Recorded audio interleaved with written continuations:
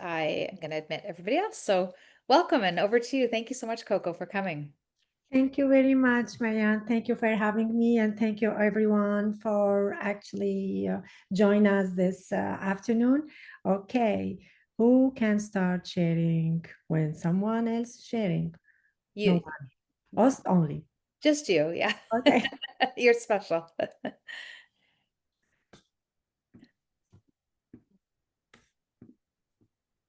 okay, here we are. Good stuff. Looks perfect. Yeah, can you see my screen? Perfectly, Coco. Yeah. Thank Okay, you. Yeah. great. So today we will go through together through a topic that it means a lot to me.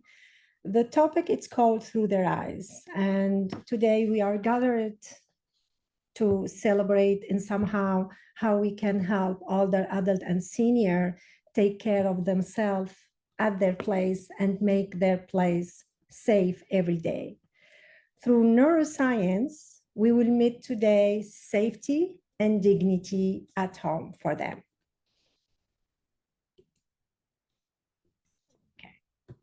So, little introduction about myself. As Marianne said, my name is Coco. I am interior architect and home stager with over 2 decades in expertise in the builder industry.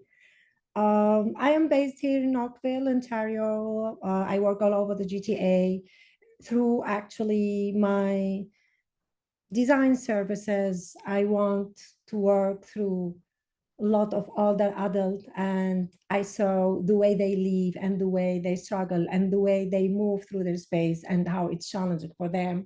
And that actually where I start my journey and brought my attention how with whatever we can do help them live with dignity and safety in their place. And somehow that topic touched me more personally because I lived that with my mom, as you can see her here in the picture. So it's for me, it's a very, very, very, very meaningful topic in how to present design that can be powerful and can change life, whether with designing, whether with downsizing, whether with right sizing. Designing space with compassion, it's really a key. Okay, I'm gonna just give a word here to introduce the picture. So the picture here in the bottom line, this is my mom. On the top, it's my daughter, and in between, it's me. You cannot see my sister. We are here actually 4 generations in the picture, 4 generations that we assembled just to try to actually sustain and give love and help my mother go through her health condition at that time. Okay, so now let's talk about what's happening really here. Let's take a look at the big picture because as of July 2023, there is like 7.6 million Canadian age 65 or older. That's nearly actually 1 in 5 of us. By 2030, 1 in 4 Canadian will be seniors. And it's actually the fastest growing group will be 85 plus, which is it's really scary how the next demographic Canadian population gonna looks like. Now, with age come risk, and in 2023, there were 8,076 fall-related hospitalization among Canadians age 65 plus, accounting like for nearly 89% of all injury-related hospitalization, yes, in that age of group. And the fall are also the leading cause of injury-related deaths, costing for the healthcare system 5.6 billions every year. The question now, why do seniors actually fall? What are the reasons why they fall? There is a lot of reason outside, to be honest. Here in this presentation, we will cover the top three. The top three gonna be the physical and health related cause, environmental hazards, and psychological and emotional factors. So when we talk about physical health related cause, we will actually put them in 4 points. We have decline of balance, we have vision problems, we have chronic condition, and we have medication side effects. When it comes to the balance, with age, we lose muscles. When we lose muscles, we lose the ability and the capability to be stable and to stand up straight, which is actually make it harder for us to step and do like step-by-step days. So we are no longer able to do full step or half a step. We are in between steps. And when we are in between steps, we fall. The second one is the vision problem. We have cataract and we have a glaucoma problem. When it comes to actually condition, we cannot perceive how deep are the environment that we are, calling us missteps. And when we miss steps, we fall. The third one is the chronic condition. Chronic condition, we have like around 6 and 10 top chronic condition. We will discuss here just top 2. Chronic condition, what we call it can be Parkinson, dementia, arthritis, diabetes, cognitive view, heart disease. All these conditions affect coordination and mobilities. So people fall. Now, going through the health system and trying to help this older adult, they put them under medication. The medication itself has side effects. So they give medication, but they omit to explain to the seniors the side effect of this medication, which can be actually dizziness, drowsiness, sudden blood pressure drops, and a lot of things more than that can affect them in their daily activities and their daily basics. So they fall. So you can see here that just through the physical condition, we have a long list of symptoms, a lot of things, of causes that actually build an environment for seniors to fall. Now, since there is a physical thing and there is a space where they live, where we come now to the second point, which is environmental hazards. Older adults and seniors live in a space that they are not decluttered. A lot of clutter pathway. There are poor lighting. They have slippery surfaces. They have unsafe layout because they do not realize that at the age of 50 and the age of 60 and the age of 70, your ability and your capacity to move through the space or live in that space or your need itself change, and they have to change the space based on that. So they fall. If they do not declutter the pathway, there is furniture, cords, rugs. Those are actually 3 points. People do not realize that because they will be always there. But at a certain point, they need to sit down and they need to reflect what they need and what they are surrounded with.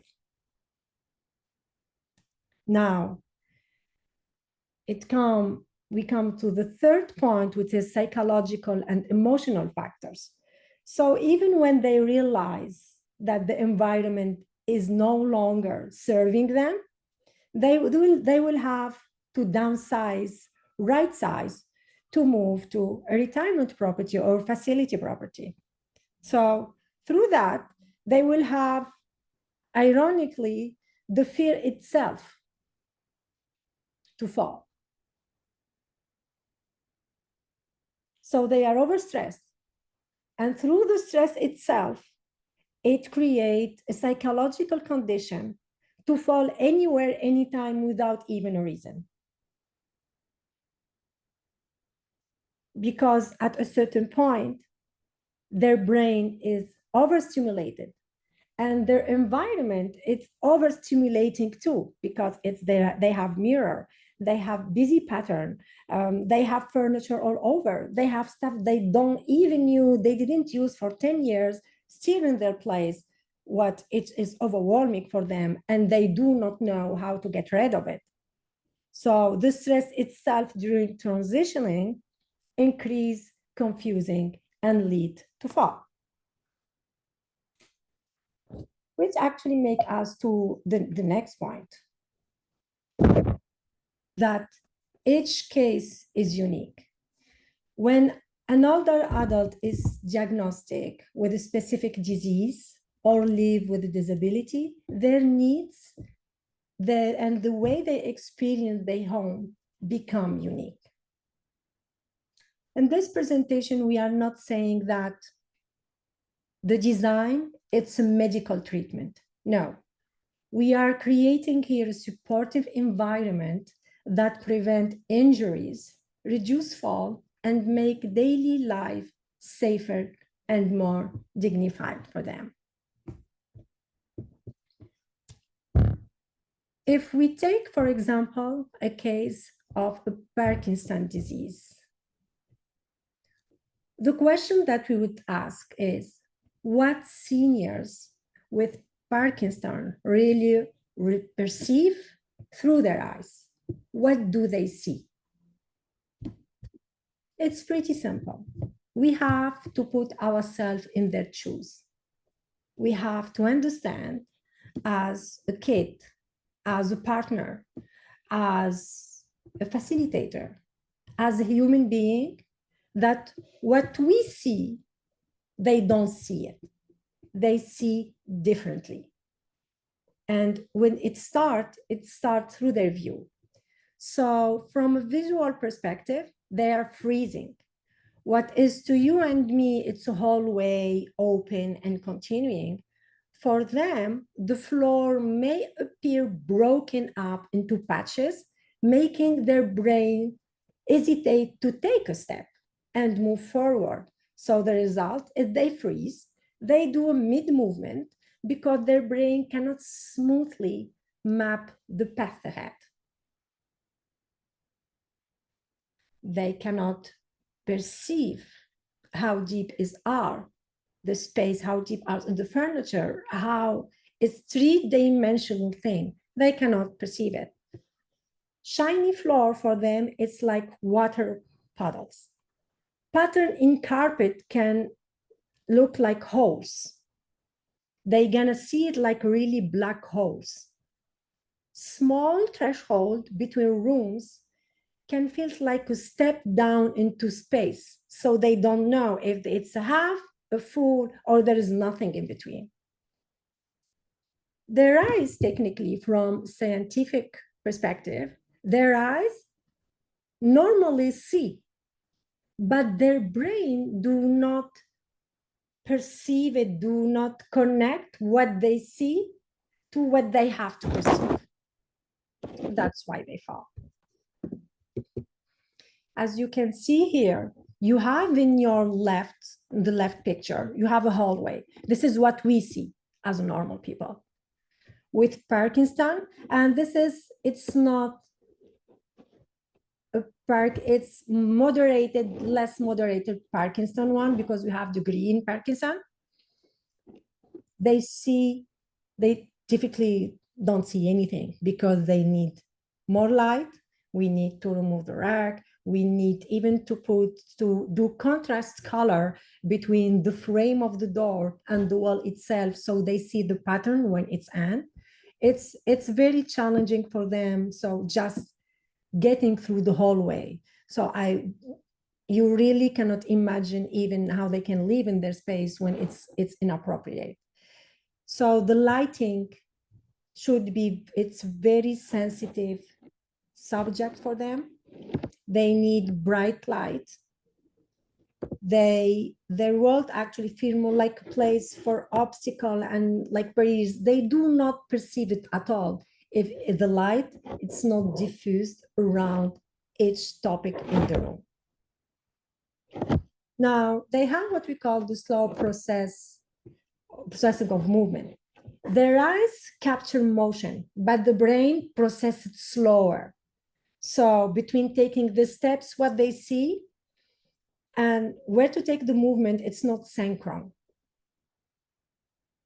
Imagine walking through a crowd in slow motion while everyone else is actually at a normal speed.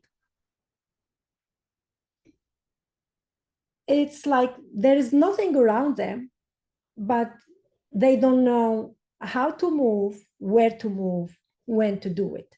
The delay itself creates the fear. And we go back now to this vicious circle of stress because they are overwhelmed with the situation. The brain is lost. They are lost. They don't know how to move, where to move, and so they fall. So because this peripheral awareness decline, they lost awareness of things outside to center of vision.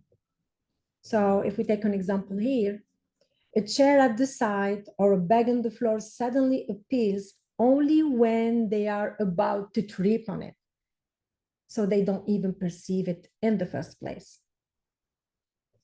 This lack of whole room vision increases clutter-related faults. So that's why when it comes to other adult, the first advice that we always give them is remove all the unnecessary stuff at your place. Decluttering, declutter, declutter, declutter. It's the key of keep them safe at least 20% more percentage that in the daily life that they used to have. If we take now an example of dementia disease, the dementia disease is even worse. Pattern for them becomes dangerous because a pattern carpet may look like really a hole in the floor. We are not joking, it's a real, they see a hole. They see a hole, black, dark uh, in the floor. And because the mind is triggered, they fall on it even if there is nothing. We have the shadows that turn into obstacles. The shadow of any furniture, any items around them, because they don't know if it is something real or it's just a shadow. Technically, they don't see it. So it feels like blocks they cannot cross. We have the reflection confusion. The reflection confusion technically comes from mirror, glasses, and all shiny surfaces. So that's why we try to keep all the things. We remove mirrors, wherever there's glass, we try just to remove it from their place because at the first place, it's not safe for them to have it around them. So we remove them, and it's a big challenge because the reflection of the light and the reflection of we have two kinds of light. We have the natural light and we have the artificial light.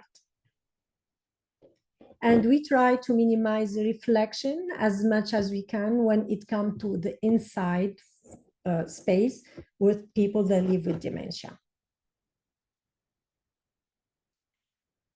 So now we come to light itself. Light overwhelms. So glare or bright lighting blurs boundary, making space feel unsafe. So what we do is always try to create indirect light, which means we put lamp floor, we put sensitive, recognized light.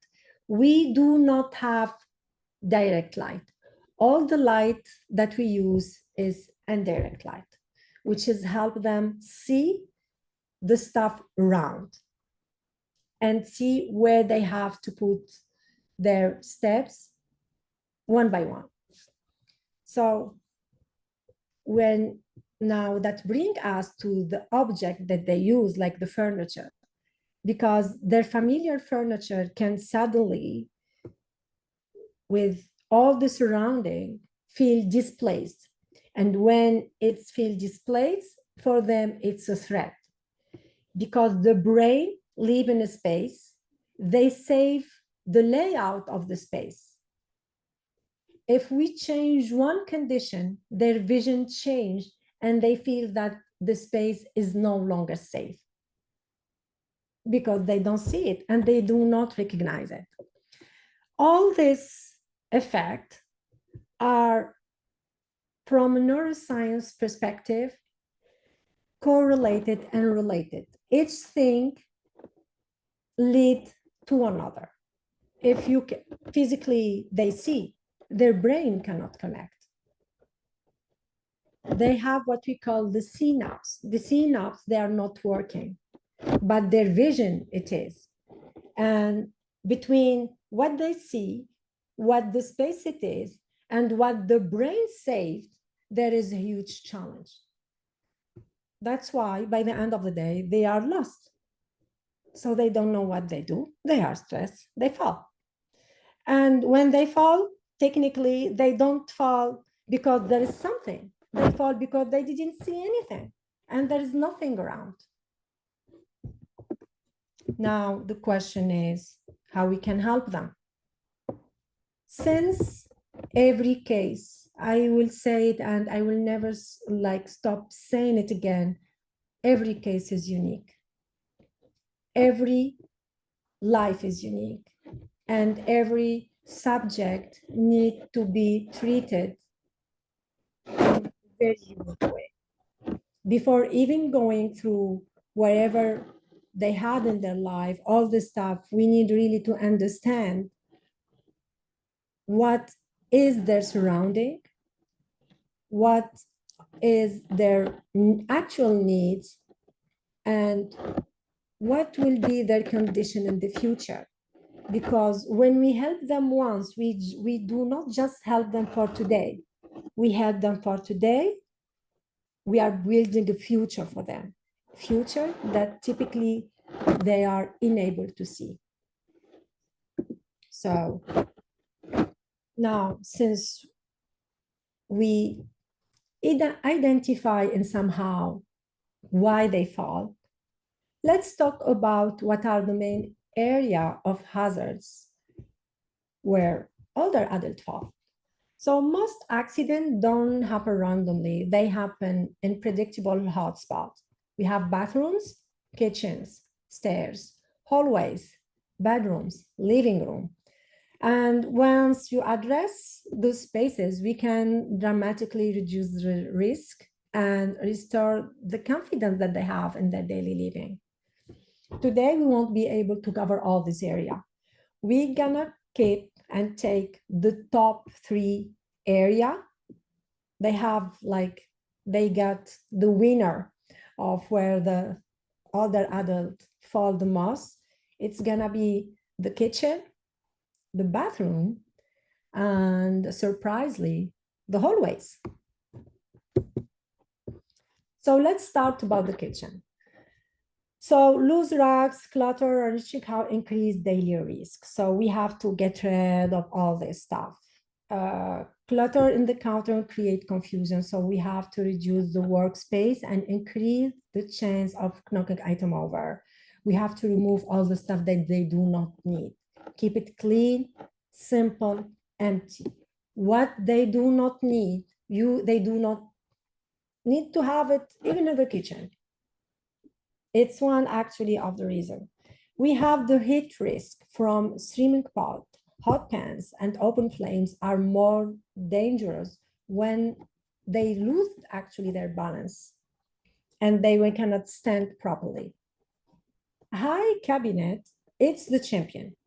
High cabinet forces actually seniors to stress or use steps. And when they do that, if they are taking a heavier item from the high cabinet, it falls on them and they fall in the fall and they are double injured. Now let's talk about the bathroom. If we recall, we already talked about wherever it is shiny, it's dangerous. Wherever we have a lot of mirror or a lot of direct light or shiny surfaces, that create confusion. So we have to avoid that. We have to put grab bars near shower and toilet. We have glare, like remove like mirror from all this light and all this extra unnecessary stuff because they didn't need it.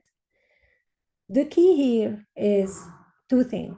Try to avoid reflection of light as much as possible. And the second one is the grab bars.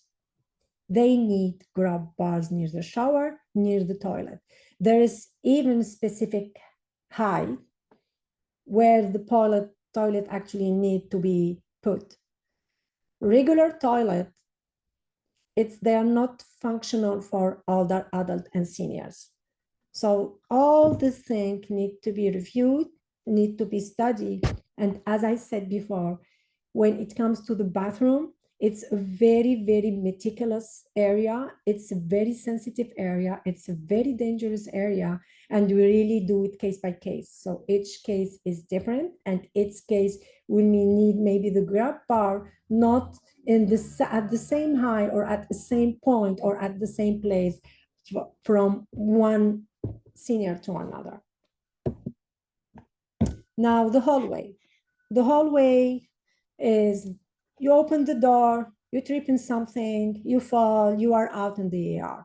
So the hallway is one of the most area that seniors and older adults fall on it. They have clutter, cords, the shadow that they create actually hidden obstacles, and they fall. So they have to declutter from shoes. They have to remove anything that it can be a hazard or they can trip on it. Loose rugs, those are like hilarious that we have to remove them. Raised threshold, the same thing. They catch mobility and people they misstep and they fall.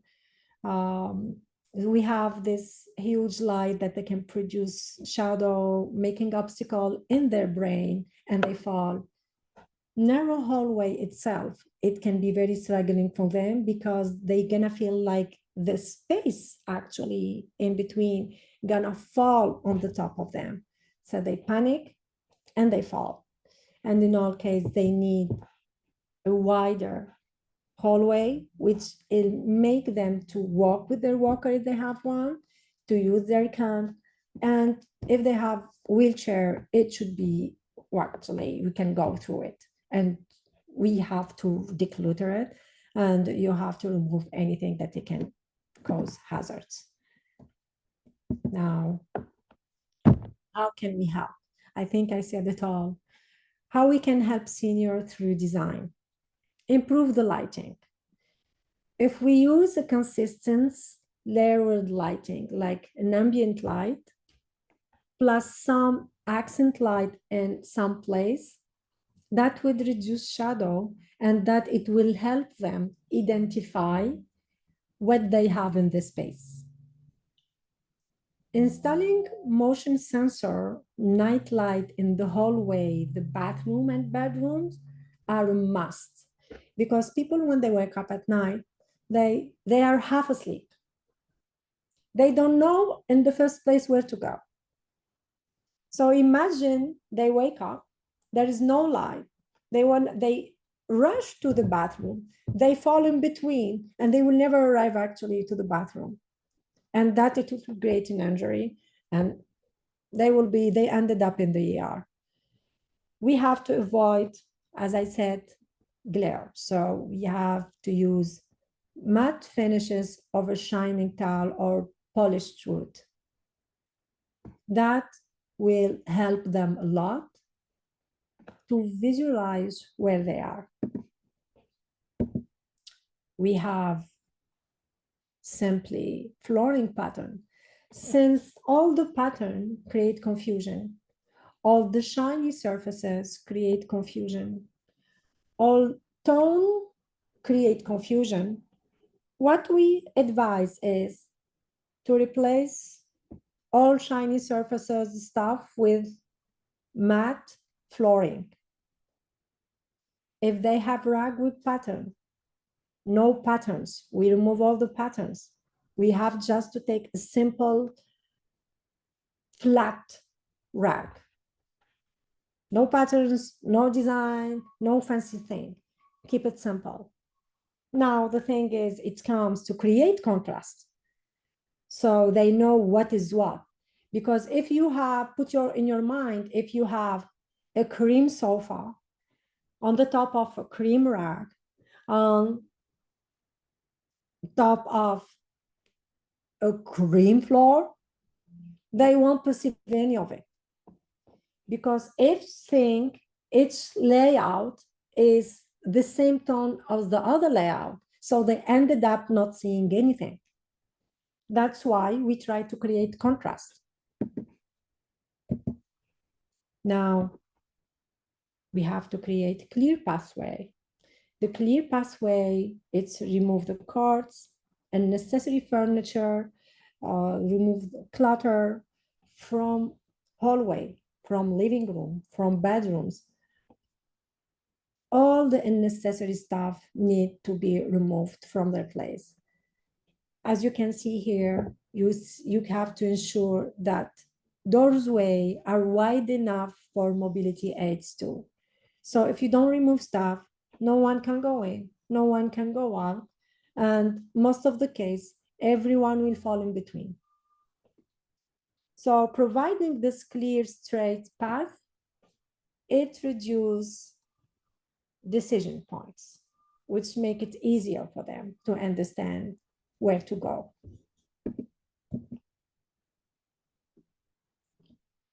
Add to that, we have to create a visual cues and contrast. Contrasting color between walls and floor and door frame. Wherever there is a transition from one place to another, we need to make it clear. You need to contrast it so they can see it. For you and me, we can see it easily, but for them, they are not. They have to know if this is when they get a move from one place to another, going through one place to another. If we just contrast that with the door frame, in their brain, they know. They are no longer, for example, in the hallway. They are handing up to the living room, or from the living room, they are handing up to the bedrooms, or from the bedrooms, handing up to the bathroom. And in each thing, we will try to contrast so they realize that it's no longer here, it's there. Because sometimes they don't see it, but they perceive it in a way that they know they are moving from point A to point B. Adding that, the fact of installing grabs bar in bathroom, some people do not just need it in the bathroom. Some people need it in the hallway. The kind of grab bars for bathroom and hallway are not the same. Where and the quality and how to do it is different from one space to another. That's why I said that every case is unique. And that's why I said that we need to study every case to help them in the best way. Some actually seniors and older adults, they cannot afford to move out from their place. And they do have houses and they want to stay in their house. First, they want to stay in their house. Second, some of them, they are always in denial. So they will always deny their condition and they want to go from downstairs to upstairs. Taking the stairs, it's a huge risk. But even if you're going to tell them not to do it, they will end up doing it. So that's why if they are stubborn to still take the stairs, we advise to highlight the step H with construction strip to reduce the missteps. Stairs, taking the stairs, actually, it's one of the 7 top 5 reasons where older adults fall. Now, it comes to the furniture. How we can do the layout. We reduce as much as we can and remove as much as we can from their space what they do not need. This is the key. Like there's no miracle, we remove everything. Whatever it is left, we need to make sure that the furniture has rounded edge. So even if they fall, they won't have a hole in their brain, and they won't, even if they are injured, it won't be dangerous. So it will still actually dangerous, but the impact of the fall will be reduced by the quality and the form and the frame of the furniture. If it's rounded, it will be a shock, but the shock won't have the same impact. If we have chairs, we have to put them in strategical place so they can have like a station and a space to rest and to stop between one area to another, because some older adults, their condition just allowed them to make 1, 2, 3. At the first steps, they need to sit down. If there's no chair in between, they fall. So that's why we need to study their condition, when they need to have their stop, and how we can help them with that.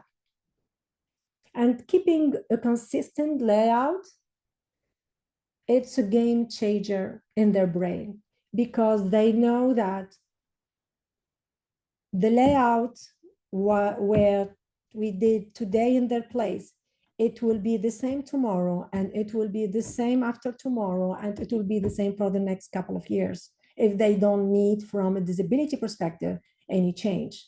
Because by the end of the day, if you remove something, you're gonna just remove it from the place that it is at their home or at the living room or wherever it is. But in their brain, the chair is still there. Because as I said before, the brain saves the information. Once it's saved, they go automatically to it, even if they do not perceive it. In their brain, it exists. So that's why once we do the layout and once we walk them through all the space, we advise all their member family, do not touch anything, do not remove anything from its place. So, and that it is very helpful for them, because from their daily life it becomes easier, and it's just a huge step for them being independent in somehow. So now, as everyone, all this challenge, all this change, daily change that older adult lives every day has an emotional impact. It's not easy for the kids. No one talk about it. It's not easy for the parents itself, because most of them are undenied, and they don't want to be like a weight for their kids or a weight in the society, or I don't know where all this idea came from in their brain, that they are left over and they no longer needed, and or wherever. So for them, it is always challenging dealing with kids coming to help, because in the brain of the kids, it is coming to help. In the brain of the parents, I am away, they want to take over everything. I don't need, I am still good. I am, and everything is just in the brain, and the reality is different. So that's why when it comes to help them, they need a lot of compassion, and it is very emotional because they are unable to take decision at the moment because the process on itself is overwhelmed. So if you just, I always tell the kids, you have just to understand where they are coming from. You have just to understand, you have just to put yourself in their shoes. It's as simple as that. You don't see what they see, you don't feel what they feel. So this all this emotion coming out create a stress, and this stress overwhelm, and we came back to the vicious circle. So that's why we always try to keep from their old place or whatever they have, we try to keep this emotional furniture that they have connection with and keep it. When we try to declutter, we never technically use the word declutter when we talk with older adults. We just tell them, listen, there is some stuff you may not need. What do you think if we donate it? What do you think if someone else is on need? It's not about them having a problem. We made it about them trying to help someone else in need. When they see this call, they see how we value whatever they have and how they can still bring more to the society. And they are no longer this leftover or whatever they think they are. And with that, they become a part of process. And the fact that they become part of the process, we minimize this overstimulation, with it helps them to calm down, and it help us make their space safer. I think we come here, this is like the 6-5 point that we have: better lighting, simple no-clip flooring, clear open pathway, supportive furniture layout, contrasts, grabs, and having this gentle, kind word and support for older adult.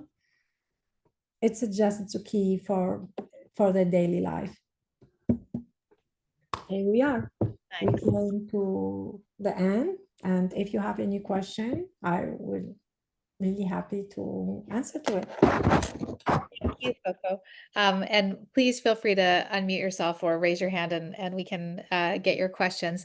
I had one, and it was when we were talking earlier about this presentation and thinking about tying it into our like our role as family mediators, and thinking about what are some, like, the compassion piece on the end, I think is probably one of the biggest things for us, and thinking about how to help our family, like family people going through family mediation that are in the sandwich generation, that have parents who are aging, who have children who have, facing whatever teen or child needs that they have, and how do we help families going through the stressful situation of separation adapt to having to be resourceful and smart and know all of these things that you just taught us, and also keep that thoughtful piece intact. So the thing is simple. Mhm. When it comes to the kids and the adult, it's just a miscommunication. Mhm. We always need a mediator between them. The Okay. parents will never listen to the kids, and the kids will never know how to connect with the parent. Mhm. We cannot change the roles. Mhm. Mhm. There have been always parents, the other one, they have been always kids. The kids cannot take over, and the parent won't let it go. Right. So they always need a third party. Right. The kids can come to their mother and say, okay, mom, you need to remove this from here.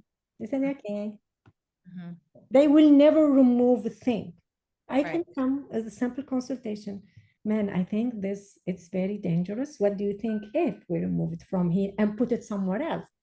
And she Mhm. may say, oh, I don't need it. We can throw it. So great. Mhm. So it's never about, the thing is, they need to feel that they are in control. Right. Okay.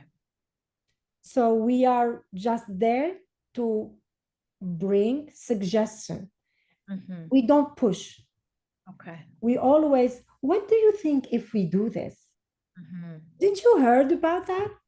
Hmm. Or I saw someone using this. Do you think that it's something like you would like to have to? Hmm. And it's always suggestion. And Hmm. when it comes through them, they think that they are the one who made the decision. And they feel that they were here. Hmm. But then when the kids walk in, mom, oh, you know what? You need to remove this. You know how much I talked about that? Why are you yelling now? And it starts like we are no longer talking about the thing in the floor. We are talking about generation trauma or whatever it's happened in the past, and the Right. conversation degenerate. I Hmm. am neutral. I came and I said, oh, what do you think about this? What do you think about that? And what is more important thing is recognize the attachment and the feeling that they really have with their stuff. They really have connection with their furniture, with their wherever you cannot imagine. Like it can be like wherever they have it for 10 years, they never open the box. They don't even know what there is in the box, and they want to still keep in it Right. Yeah. Yeah. because So it's, there is an emotional attachment to that. mhm. So it's, I mean, you're actually thinking about, you're talking about a lot of insight mediation models where we use, try to get at, ask thoughtful questions. So the art of questioning coming in and, is it so, or asking for their feedback so that the ideas can just be floated and there's no sort of push pull or attack defend that starts to happen within the family. Um, yeah, I feel for people coming to us for mediation in this sandwich generation. And recently I had a case where there was a family whose elderly parent had become blind and then had actually got cockroaches in their home. And there was a lot of clutter and it put unbelievable stress on both the parents actually. And it was a good reminder to, even as mediators, think about delivering some ideas about how to speak, and how to use insight potentially, and think about the attack defend loop and try to get people sort of to work as teams. Um, and the suggestions you've had are good ones. Are there any other questions right now for Coco? Please feel free to unmute or put your hand up, or do you want to stop sharing screen so we can see? Yes, that I Okay. was trying to do. Or are you okay? I could. Oh, you got it. Okay. Okay. Does anyone have any other questions for Coco right now?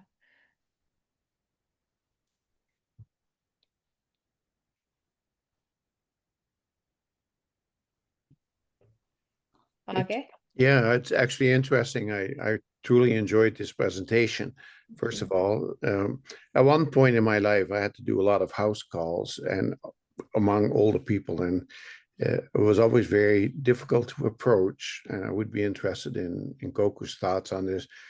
Some houses really smell. I mean, it could be the cats, the dogs, or just the fact that there's not enough ventilation. And how would you approach that? Because the warehouses where I just about gagged, and you still have to do something. And so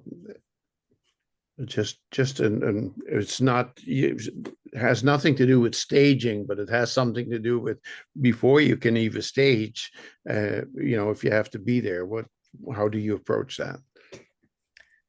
Um, it's a very challenging question because technically, I do not put that on the table with the homeowner. I don't talk about it with them. But what I talk about is refreshing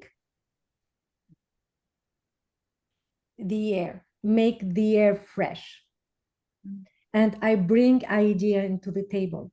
I will never say that the house smell or they smell or there is cats or there's smoking. I will never approach that way. I will always bring the beautiful thing of it. You know, guys, the property is amazing.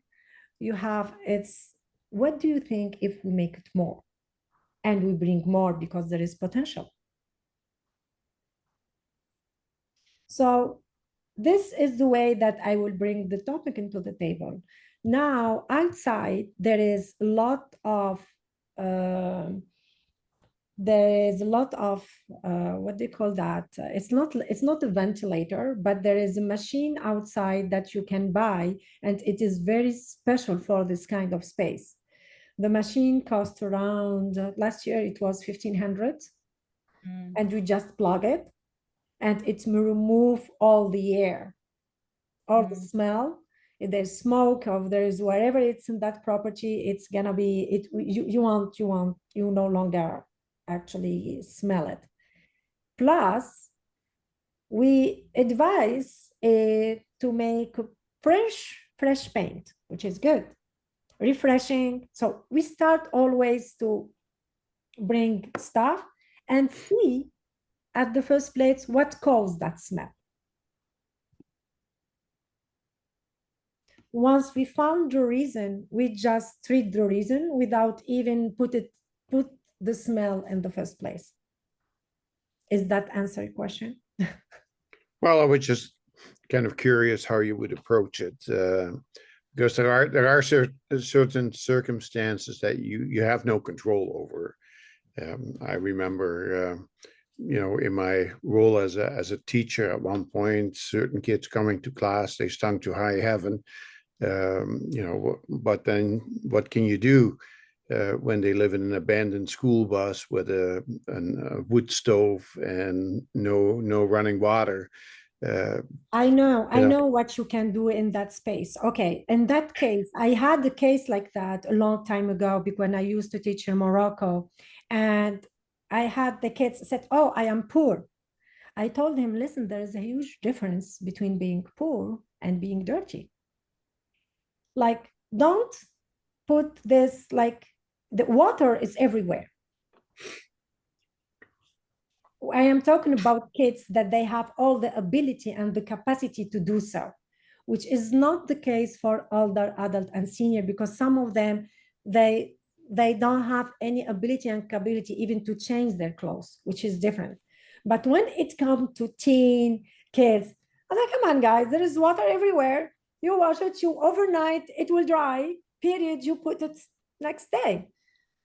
It's a mindset which is totally different when you treat a case with an older adult. When they are teen, I really I'm still a little bit very go with them, because they want to just trick you. Oh, I am poor, I'm sorry. Poor, that does not mean this and this. That means just you are not living in a penthouse or whatever, but does not actually how we call that, excuse your attitude or your behavior. Yeah, I think there sometimes can be other barriers to cleanliness or triggers and traumas that people experience around, bathing and that sort of thing. So there's this hour will not solve that dilemma. No, And no, I didn't expect any resolution. Yeah. Well, I was thinking, I looked at the beautiful pictures and the staging, and it all makes sense. Yeah. On the other hand, as a person who is very sensitive to sense, and having, at one point I had a large kennel, and one of my worries was when people came to the house, could they smell our dogs? So I Right. was always making sure that there was lots of fresh air and the dogs were clean, and you can't. So I'm well aware, but then in real life, as an educator at one point, what can you say to kids who come in and that has nothing to do with elder mediation or staging. That I actually had a family. They lived in an abandoned school bus, no running water, a wood stove, and if they wanted water in the winter, they had to go down to the lake, cut a hole in the ice, fill up the bathtub with, I mean, that's really, I mean, there was an article in the Toronto Star at the time about the Ozarks of Ontario. So I'm not making this up. This was you can't really blame the kids, but they were dirty and they stunk. Yeah. Then you add the woods, the putrid smell of woods, a wood stove, not airtight, but plus their body odor and cigarette smoke. My goodness, if they came in, I stood, with my breath holding it because it was hard to take. So anyway, thanks for your answer. Exactly. Daniel, what's your question or thought you wanted to share? Thank you. Oh, you're on mute, sorry. I can ask you to unmute. This might help. Oh, hang on. Okay, try again. There we go. There you go. Okay. Okay, lots of good information. I know we're at the very end, so I'm not going to make this really quick. My wife sat in because on May 23rd, our life changed. She fell on the stairs and suffered a very serious TBI, and we nearly lost her actually. And so it was good information. We're now in a condo. We moved out, so and being aware of space and all of those issues was, I think, really good information. But the other point that came out is because of the cost of long-term care, I think that a lot of parents who are having now to consider taking their parents in with them are going to have to factor this in. And I think there's potentially, I think, as I guess the speaker pointed out, that there's going to be issues resolving disputes possibly between the elder parents as they move into these new environments, maybe by circumstance, because I think the cost of long-term care has gone ridiculous. And in a lot of cases, the kids are having to take the parents in. And availability of some of the places that in some of the communities. So I think it's really good information to be aware of the circumstances, because, and the one thing that caught me very, very much so, I mean, we talked about it, is that we have to look at it through someone else's eyes, because we make an assumption that if I see it, then they must see it the same way. Right. Not so. And I think if we can be aware of that they may not be seeing. I don't see what Wendy sees. Even these days, this is 4 months after a very serious brain injury. And so it's always good to ask, well, what do you see? That's right. Yeah. What I think you see. I'm assuming that you see. Anyway, I know we're out of time, but thanks. Very much. Daniel, thank you so much. And Wendy, much hugs to you. And I'm so sorry. I'm glad to see you and that you're here. And amazing that you've made that shift already to a condo. Like, that is a lifetime of moving and sorting, and good for you. And you're both here together and strong. And so we send you a big collective OAFM hug. So yeah. Oh goodness. Okay. Good. What good thought to end on, thinking about looking through each other's eyes. So thank you, Coco, so much for sharing your time with us and your expertise. It was much appreciated. If you don't mind, Marianne, just one word to say. Yes, please. Empathy. That's right. Yeah. Like it's not, it's everywhere, not just with other adult, or empathy everywhere. Is the key, because it puts you in position to understand other, and this is what you just need, to be honest. That's so true. Yeah, well said. We'll leave that is our word of the day then. Empathy. We'll look through that lens. So thank you so much, everyone. Maybe we'll see you September 19th at the annual conference, OAFM. We've got the full half day on self-care, and I've just got the workbook, and we'll send it all. If you haven't registered yet, please register. It's free to OAFM members. So looking forward to seeing you. Yeah. Take care, everybody. Bye for now. Bye. Bye.